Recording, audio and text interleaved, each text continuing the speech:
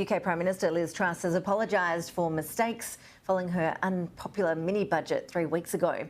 Facing record low approval ratings, Ms Truss's new chancellor has confirmed he'll reverse a number of controversial tax cuts only weeks after they were proposed. Joining us live with more analysis is Ticky Fullerton, the editor-at-large at the Australian Business Review. Ticky, appreciate your time. Thank you. The new chancellor certainly hasn't wasted any time in getting down to business. Well, he had to, didn't he, Ash? I mean, the jokes are going around that if and when Liz Truss does depart, that she'll have had a reasonably impressive record. She'd have buried the Queen, buried the pound and buried the party. So, you know, he's got to move, and very fast. And he says it's not going to be austerity 2.0 for Britain, but my goodness, there are some big changes, including, in particular, that the cap on energy prices, which was going to run for 2 years, would actually be lifted in April next year. And so households are going to go back to, what, 5,000 quid a year energy prices. So that's just as rates are going up. So that's one thing. But all the taxes have now been, all the proposed taxes have now been reversed, reversing on the income tax side, both at the high end and the base tax rate. That 1p off is now not going to happen. And this reversion of company taxes back up to 26% is now going to happen. So a lot of changes that Jeremy Hunt is putting through. You follow British politics closely. I know you've interviewed Liz Truss in the past. How did it get to this? I mean, how much longer do you think she can last? Look, it is absolutely extraordinary. I was lucky enough to interview her in January. And look, back then, she was Foreign Secretary. She stuck to her script. She didn't quite have the sort of Julie Bishop stare down of Putin. But nevertheless, she was strong against Russia, because remember, the Brits have had problems with Russia long before Ukraine. And she was talking about the free trade agreement and all that sort of thing. Now, as Prime Minister, we've gone. I mean, if you look back to July, I think under Boris Johnson, they were perhaps 5 points behind in the polls. They had an 80-seat majority, and now they're 36 points behind in the polls. And it is just this ideological push too far on growth that scared everybody. It scared the party.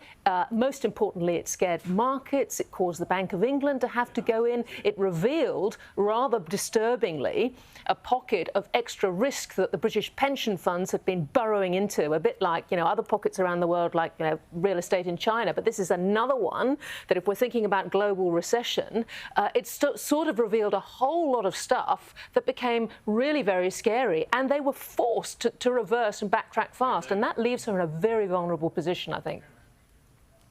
And looking at scary economic times, while the government dithers on these policy matters, the British economy does seem to be sinking even further. I mean, they are in real strife, aren't they?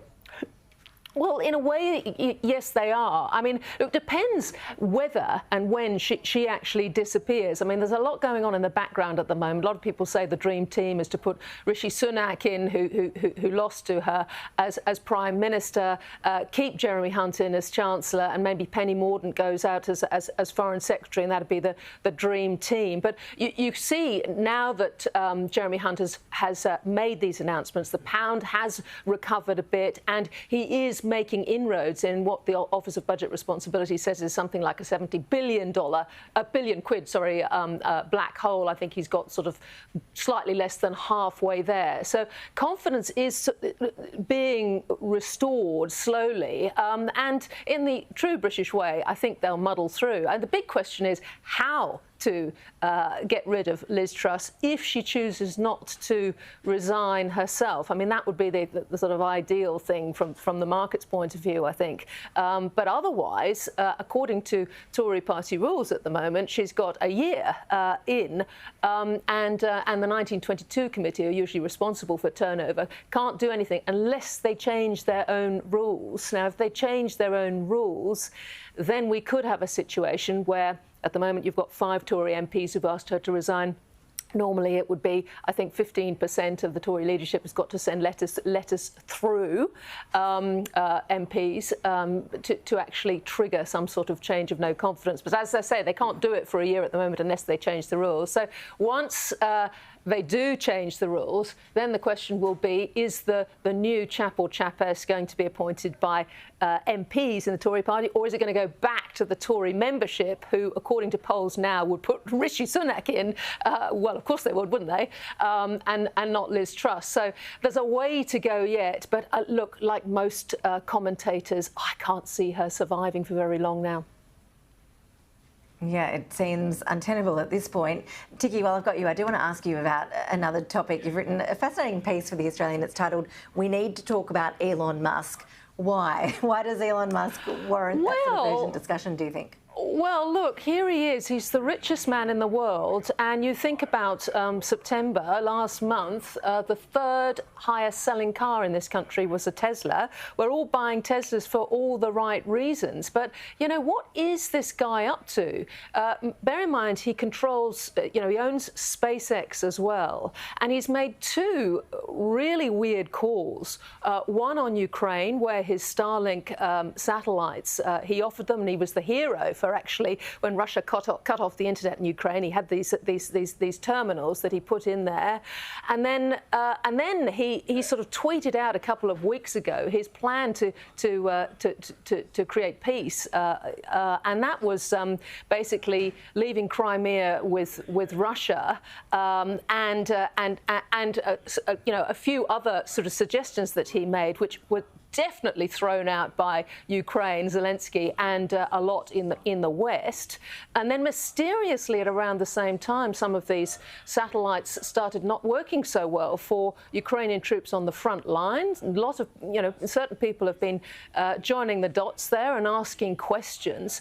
And then back down in sort of our area, he's also weighed in Taiwan and suggested that perhaps Taiwan, the solution there is some sort of administrative rule, which again, China has jumped on as sort of favouring, and that's created sort of a lot of angst in this region. You sort of think, well, OK, he's got maybe almost half his Tesla production coming out of Hong Kong at the moment. So, and of course, a lot of this is going out through Twitter, which he says, having backflipped twice, that he now is going to go ahead and buy.